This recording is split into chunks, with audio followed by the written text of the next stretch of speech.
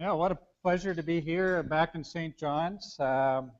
One thing that might strike you as surprising is that this model is already happening here in St. John's, with training for trades, choices for youth. And Sheldon and Roz and Morley and others are sitting here. And I just came back from a tour, and remarkably similar, people that would otherwise be costing the taxpayer an enormous amount of money, a lot of family heartbreak, and training for trades and choices for youth is doing an amazing job right here in your community. And I think what it is it represents a new paradigm. And I've got a picture here of Jane Jacobs, and some of you may have heard of her before. We know her from her urban planning, and she talks about how cities should be built up rather than out. And Winnipeg and St. John's have it in common. We build out rather than up. And Jane was well ahead of her time in that regard, and having interesting neighborhoods is also important. But she's said other things, which I think we're going to start to hear in our lexicon more and more often, including this statement, which is absolutely profound and very significantly represents a new paradigm, and the paradigm that I wanted to talk to you about today. And when she says poverty has no causes, I work in Winnipeg's North End, 15% Aboriginal employment, 15% Aboriginal people there. They themselves might have about an 80% unemployment rate in amongst, massively impacted by residential schools and by displacement on reserves. Well, we like to think of our Aboriginal population in Winnipeg, economic refugees. Their economies have collapsed, and they end up in Winnipeg, and we're now starting to look at ways to rebuild their economies and do it in a healthy and sustainable fashion. And also part of it being culturally appropriate. So I'm going to talk a bit today. Poverty has no causes, and I'm hoping that you're wondering, well, poverty has no causes, what the heck causes poverty? So, and that'll be clear by the end of the presentation. So as Michael was saying, BUILD was started in 2006, and like training for trades, we insulated 500 houses last year. We also did water retrofits at 3,000 houses. And I noticed in St. John's, you're mostly bulk metered. So you could reduce your water consumption and you would have no impact on your bill. That's really unfortunate. In Winnipeg, it's $3 for every 1,000 liters. And so you replace your toilet, shower head, faucet aerators. It's about a $300 savings per year, almost $1 a day. So we generate a lot of utility bill reductions through water efficiency. And also with insulating. The other thing that we do is we are installing cabinets and doing apartment maintenance, which Training for Trades is also doing. So it's a very exciting model. And I think the Newfoundland and Labrador housing deserves some credit for doing things differently. And that's what this paradigm is all about, that poverty has no causes. Well, what causes poverty? Manitoba Green Retrofit, I'm wearing their jacket today. And they're doing bedbug remediation. Imagine a world where bedbugs can show us the way out of poverty. It's an absolute radical paradigm that we're introducing here. They also do apartment maintenance, and they're switching out furnaces. In Winnipeg, we do a lot of heating with natural gas, and so we're taking out inefficient furnaces and replacing them with very efficient models. So MGR came along in 2009. The Social Enterprise Center is a 30,000 square foot complex. We like to think of it as an industrial park for social enterprises. We're incubating more social enterprises out of there. It's an old CP rail station, and it's been completely renovated and full of social enterprises and organizations that support social enterprises. The last is Aki Energy, and Aki is just about a year old. We did $1.8 million worth of business last year doing geothermal on First Nations. We have 63 First Nations in Manitoba. They're all electrically heated. And we're really excited about working on First Nations because their bills are high. But our electricity is 7 cents a kilowatt hour. I understand yours is 11. So that makes guys like me drool. The higher the better, because you can do more stuff with it. So Aki is an Ojibwe word for earth. And I have to be careful when we're in Cree Nations, it's ASCII. And when we're in Ojibwe, it's Akit. and they're really touchy about how you say it. So I'm learning a little bit, and lots of fun poke back and forth. So I want to talk a bit about the paradigm. This is a fairly recent staff photo at Build. We do have some new Canadians, but mostly Aboriginal, mostly male. And there's about 125 of us on our payroll right now, and doing the things which I mentioned. Manitoba Green Retrofit has about 35 or 40, and just starting with the Aki Energy, we have about 30 people working there on First Nations. And so we're growing. We think that there's 20,000 Aboriginal men and some women in Manitoba that are perfectly employable, but they're not hireable, if that makes sense at all. A good example is Maxine Angu. Maxine is Inuit, found herself in Winnipeg in an absolute mess, and again, costing the taxpayers enormous amounts of money, lots of family heartbreak. Maxine is holding the Employer of the Year, which Build won at a gala just a few weeks ago. And she is now a level 2 carpenter, so she's halfway through the apprenticeship to being a Red Seal, and she's working in the Manitoba Museum for Human Rights, which is the first national museum outside the Ottawa region. And she's got her driver's license, she's got an apprenticeship card in her pocket, she's taken some parenting programs and really kind of sorted through in her through her life and moving forward, and work being a very important part of that. Probably more typical is Henrik's. Henrik, I think he's arrested about 32 times when I looked at his rap sheet, and you can imagine the cost, the societal cost of that. Henrik's got out of jail, and he said, I'm not going back in there. He just absolutely made up his mind. He was going to do something with his life, and good for him. Problem is, he drops off 500 resumes, and no one hired him. And really, would you hire him? He's got a lengthy criminal record, no grade 12, no driver's license, no work experience, and basically, as far as employers go, he's not a lot of help. So Henrik is here holding, as Michael was saying, Scotiabank's Employer of the Year in 2011, and which Build beat out many others. Some of them multinational companies were really wanting to market that they were, according to Scotiabank, the Green Business of the Year. Henrik, continue his story. He's walking along in the snow on Selkirk Avenue in Winnipeg, and he sees one of our pamphlets, similar to maybe what you have, and he can read the Build part. And he's heard about Build at a party, but he can't read the rest of it. So he goes to his sister, and his sister explains it. He comes down, and we hire him. Well, Henrik is doing very, very well. He's employed full-time on job sites, and bump into him from time to time. It's just exciting to be part of his life. And I think that that's a lot of what poverty reduction is about, is sort of step one. I like to call it kinship, when we get to know each other.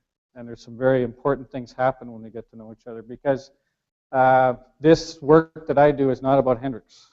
This is make perfectly clear. It's about me. And you don't go out to change the world. You go out to change yourself, and in the process, you change the world along the way. And so it's a call to all of us to ask ourselves about our own lives and what it is, where it can be enriched. And as far as some of these guys go, it is just so enriching. I've written a book. It's free on the internet if you care to peruse it later. But I talk in the book about the $1 Million Men. This is what I call these guys, to try to get it through our public policymakers as to the amount of money that is being spent on incarceration and on justice system. You think $100,000 a year just to lock them up, and the amount of money that's gone in prior is incredible. And when we look around Winnipeg's North End, which is notorious, we don't see a crime problem, and we don't see an employment problem. Or sorry, we don't see a crime problem, and we don't see a poverty problem. We see an employment problem. That's really what we see. And the vast majority of the guys that are locked up, they're there because they're earning an income selling drugs or committing robberies and other crimes. But Chris on your left with his finger pointed, you might see another picture of him yet today, but he's very typical.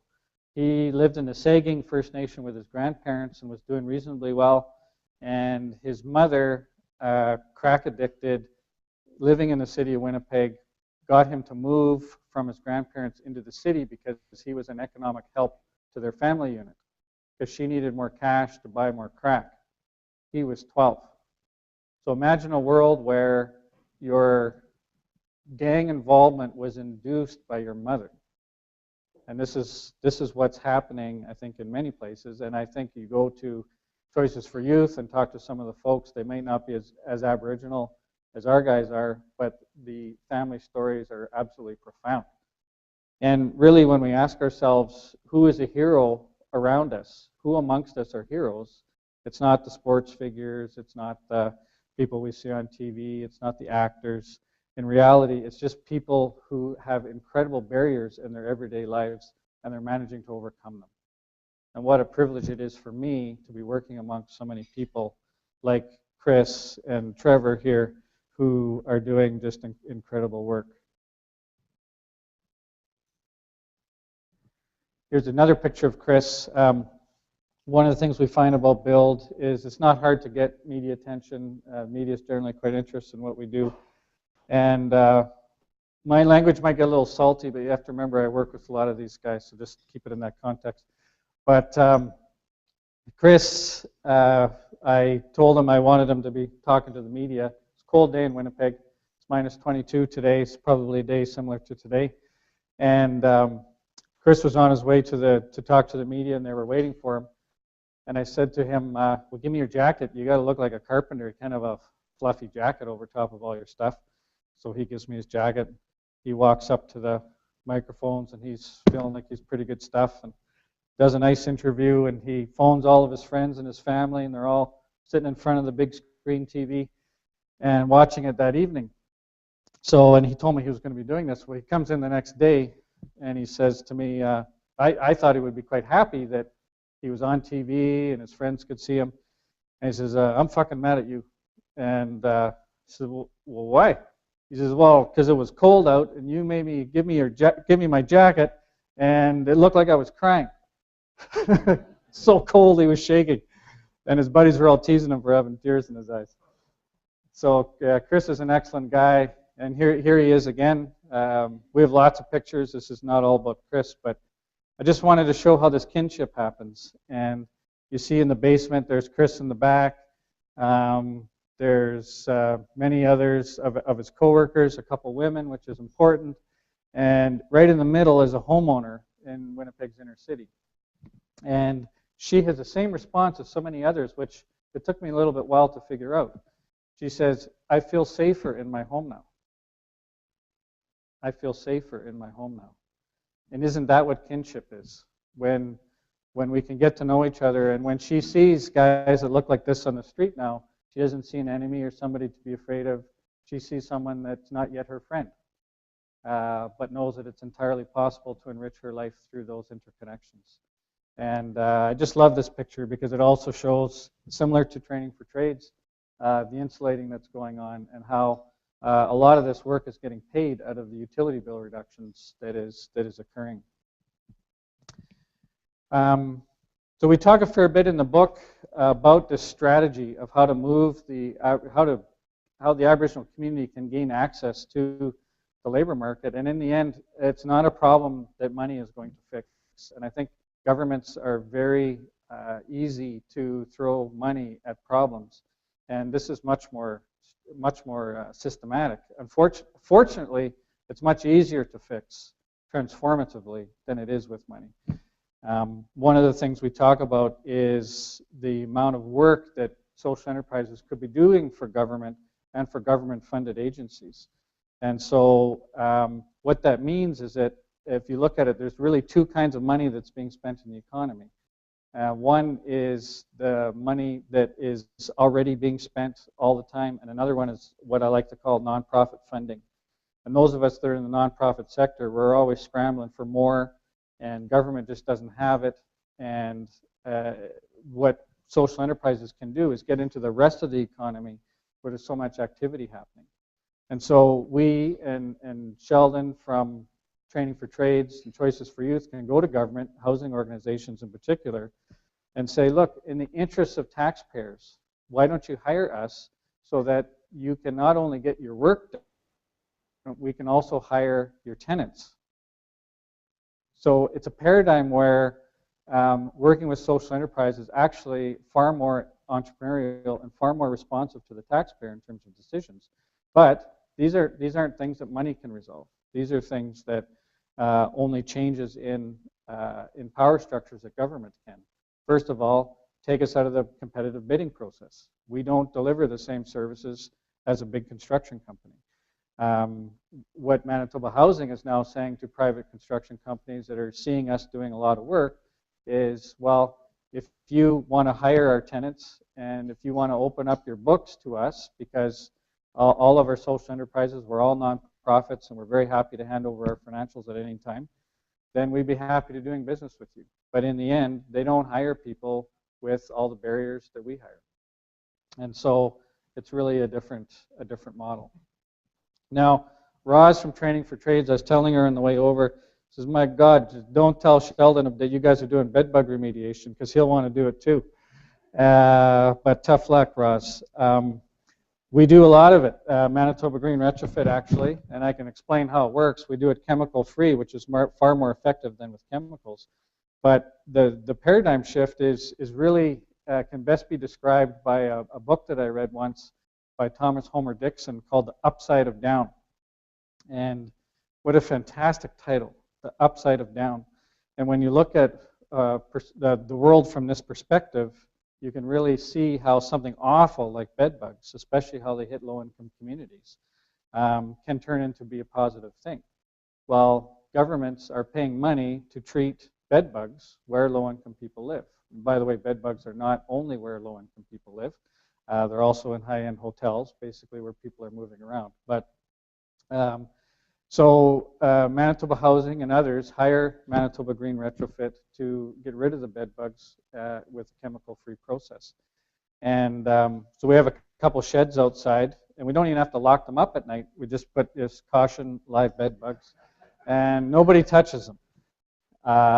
And none of the staff have ever brought home bedbugs, and because there's processes that you go through to do that. But it's fantastic job creation. And so I want you to think about in this paradigm the upside of down and what that can mean. This is a picture of Aki Energy, and you can get a sense of how geothermal works here. We bury about 1,000 feet of loop in the ground, and it's below the frost line. So, and I realize I call St. John's the rock for a reason, so I'll get to why this is relevant in a minute. But you put the pipes below the frost line, and you're pumping fluid through the pipes so that in a cold day, in Winnipeg today, minus 22, you're bringing in fluid that is about plus 4 degrees Celsius. And then there's a compression process that happens in the basement with a furnace type of unit, and heat is released into the home. Well, the utility bill reductions from this process are well in excess of $1,200 a year. And so what we do is we use those utility bill reductions to pay back the upfront initial investment on the geothermal system, which is about $15,000. So in effect, no government money is being used in this process.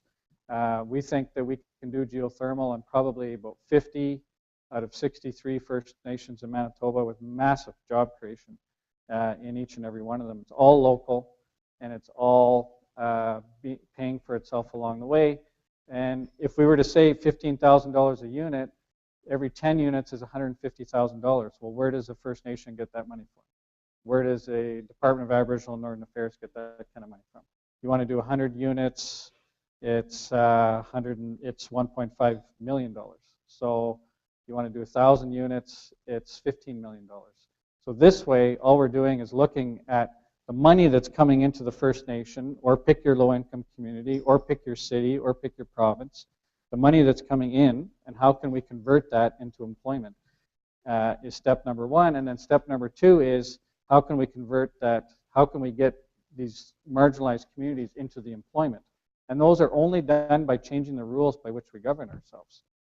And so Aki Energy is also working on solar power and is also working on biomass. for First Nations that are sitting on rock.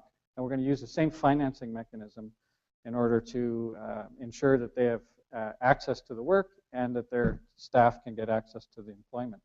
Now, Manitoba has the highest per capita geothermal installations in all of North America. The two largest geothermal companies in Manitoba now are the Chief Peguis Construction and Fisher River Cree Builders, both fully 100% band-owned geothermal companies, and are now starting to do work off First Nation. So a really good example, I think, of the new paradigm where we can have the First Nation getting initial access to the work, maybe even hiring non-Aboriginal people in some places. The training, we go to the First Nation to do the training, ACI does, and you pretty much have to be Aboriginal to get into it. Now, the Peguis First Nation, which is where this picture was taken, I interviewed 57 people, and they all happen to be that they're all men. And one of the things that struck me is the huge desire for work. So BUILD has a 4-year waiting list. I'm sure Training for Trades has a waiting list as well. ACI Energy, 57 people applied for 15 jobs in that particular community. And I'm telling you, many of them were begging for work, begging. At one point, I had to stop like halfway through the interviews, and I had to go and shed some tears because I just realized how massive this problem is. And one of the things we like to talk about is a prosperity ladder, because what I noticed was that these guys weren't any different than the urban Aboriginal community that I work in that only 3 of them had a driver's license. Just want to talk about this a bit in the context of poverty. So to get a driver's license, I know what I did is I got it in high school. So if you're not in high school, it's more difficult because Manitoba Public Insurance, beautiful program, all in high school. The second thing is Winnipeg was the stolen car capital of Canada. So a lot of these guys have incurred penalties. So another barrier to getting a driver's license that they have to figure out. And the third thing is if they're going to study for their beginner's driver's test, they have to have some literacy levels. And they often don't have that. The fourth thing is, let's say you get through all of those humps and all those barriers, you need to practice drive in order to pass the test, and no one in your family has a driver's license or a car. So how are you going to go about achieving a driver's license? Now let me talk for a minute about how important a driver's license is. And most of you have that in your pocket. We get a 34 nonprofits together in Winnipeg's inner city, and I asked them all, what percentage of your clients have a driver's license? And not any of them said more than 1%. So all of them were 1% or less. And then we went to the job search agencies and said, what percentage of your job postings require driver's license or strongly recommended? 75 to 80%. So here's something that no amount of money is going to fix. But what we then did was went to the minister responsible for all of this in provincial government, and he was a little worried that doing anything special for these guys, my coworkers, was going to make him look soft on crime. So I reminded him of the $100,000 a year and the $1 million man, and no budge. So we went to the Human Rights Commission, and we threatened to file a complaint. And because you can't offer that program, beautiful driver's training program in high school for my kids, and not do it for my buddy Chris. That's just not on. So we gave him 2 months, and with the clock ticking down, with about 12 hours left, we got a deal that now builds driver's training program across the province, because it makes sense to do it. And they're now going to be going to the Peguis First Nation as a first step and saying, who wants a driver's license? And they've got huge lineups just to get something along those lines. But these are the things we have to fight for. And I think the government sometimes has forgotten about these things and rather just, and they offered us a bit of money and we said, no, we don't want money. We want equal service. And we think that it's something that the public very, very much understands, especially if you explain it to them, but an important condition to alleviate poverty. I'm going to talk a bit about food, but I have a few things actually I'm going to say in advance. So I'm hoping at this point in time that you're wondering, well, if poverty has no causes, what does have causes? And what we've come to understand is that prosperity has causes. And I think for decades we've been fighting poverty and not promoting prosperity. And those are two very, very different things. I think fighting poverty feels bad to many taxpayers. I think promoting prosperity feels good to almost everyone. I think when somebody wants to make a change in their lives and they say, look, I don't want to go back to jail, I think as society, we have to be there. We have to meet them square on. And so we can start talking about what the conditions for prosperity are. And it might surprise you what they are. And things like driver's license. When the vast majority of job postings require a driver's license, that has to be a condition for prosperity. Things like good housing. It's important when my coworkers are hanging around at the end of the day and I'm saying, like, go home. They don't want to go home because everybody's drinking there. I mean, you have to have a good, stable place to work and to live. Things like access to training, but training for jobs. Things like social enterprises that can hire people who need employment. Things like guaranteed annual income, because the social assistance system really holds people down. I think it was originally designed to help to support people, but when so much income is clawed back, when you have to go in and practically beg to get on it, when you have to try to justify your expenditures, whether they're eligible or not, these are all things that make us feel badly. So we're promoting at Build guaranteed annual income, that everybody in Canada should have a minimum floor that no one should fall below, and then anything above that, you can go and achieve on your own, and you won't have the rest of us holding you back. So these are all things that and many more things that I would consider to be a big part of the conditions for prosperity. Now, Build might seem big to you. Training for trades might seem big to you. But in the end, we need to be much, much, much, much bigger. The demand is so much higher. And so we need to set targets for social enterprise development. We need to make sure that people have access to things like driver's licensing and training and mental health services. So these are the things that come up in our lives. Now, we've talked a bit about energy efficiency and how that's very important in a community.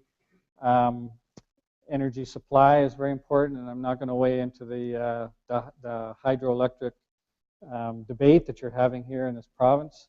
But I would like to add food to that in terms of the money that's coming into your communities and then going right back out. Interestingly, about 70% of the cost of growing corporately grown food is fossil fuels. And it's very unfortunate that over the last couple decades, we've come to know a moniker called local food 100-mile diet. Well, almost none of that 70% has anything to do with transportation. It's got to do with how the food is grown. So what I want to do is to give you an example of these conditions for prosperity and show you how it does and can work in the local food movement.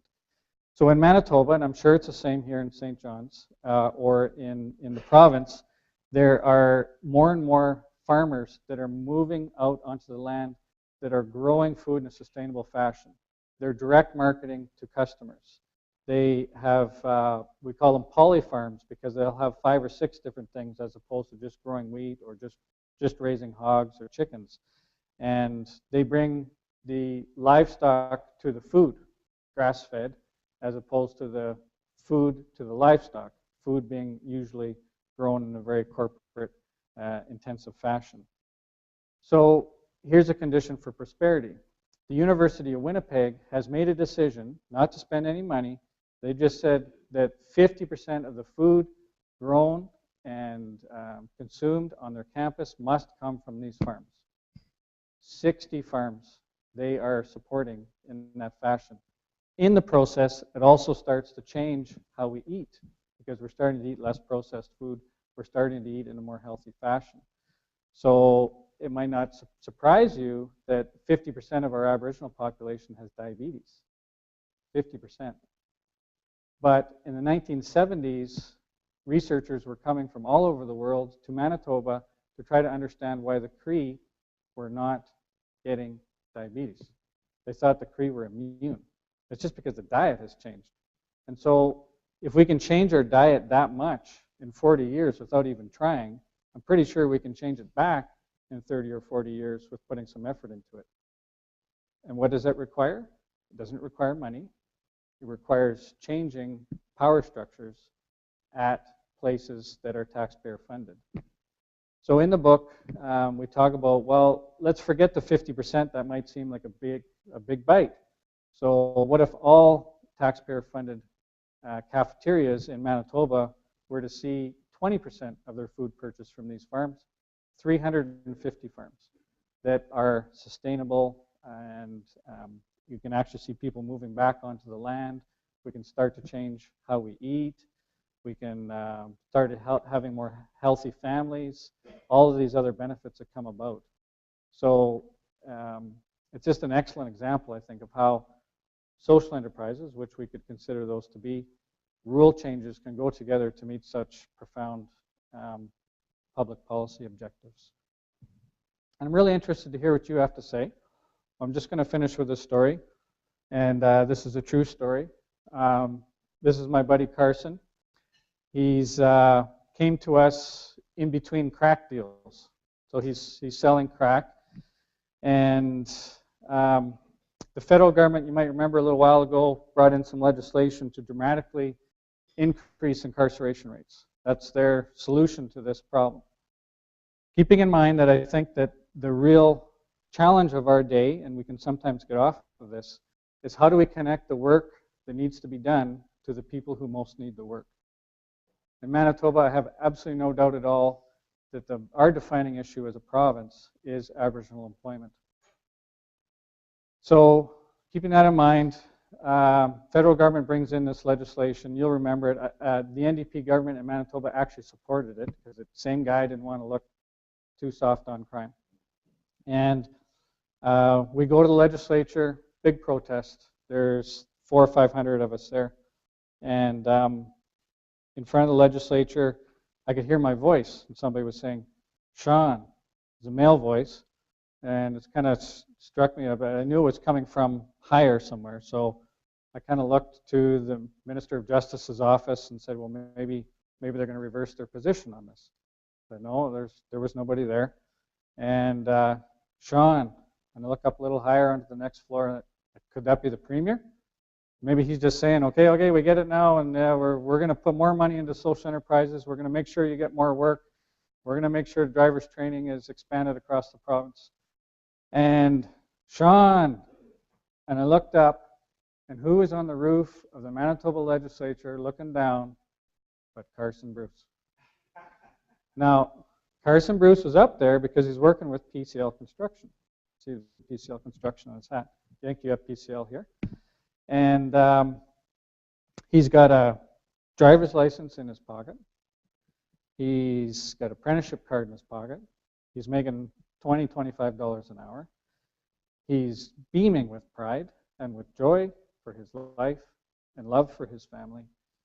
And he looks down and asks a question. Is one of these surreal moments in my life, and is a question that I also want to ask you today. He says to me, "What are you doing down there?" And I think we got to ask ourselves that question sometimes. What are we doing down here? Buddy, you've got it right. Your mother being in a residential school system. You, the one who's looking after his little brothers. You, the guy that cracks the crack.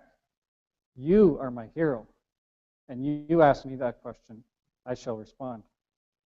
The reason why I shall respond is because I think that we've figured out that privilege and poverty go hand in hand.